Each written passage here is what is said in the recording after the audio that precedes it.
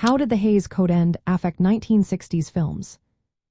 Imagine a time when movies had to follow strict rules about what they could show or say.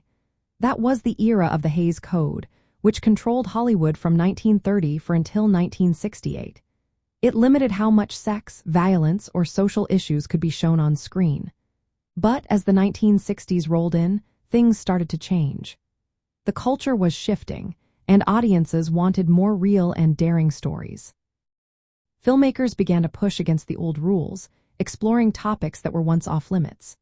They started including more frank dialogue, scenes with sexual content, and themes about rebellion and social change.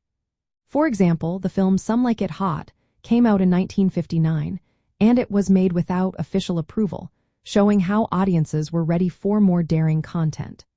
The decline of the Hays Code meant movies could reflect the changing attitudes of the 1960s.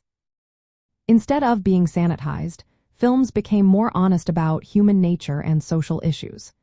In 1960, the Hays Code was officially replaced by the classification and rating system, which gave movies ratings based on age.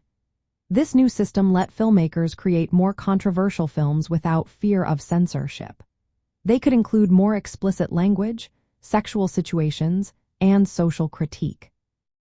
This shift led to iconic films that captured the spirit of the decade, films that were bold, provocative, and more aligned with the cultural upheavals of the time.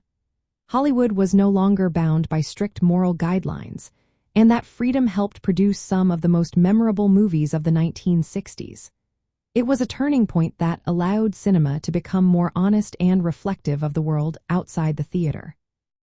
So, the end of the Hays Code opened the door for a new wave of creative storytelling that still influences movies today.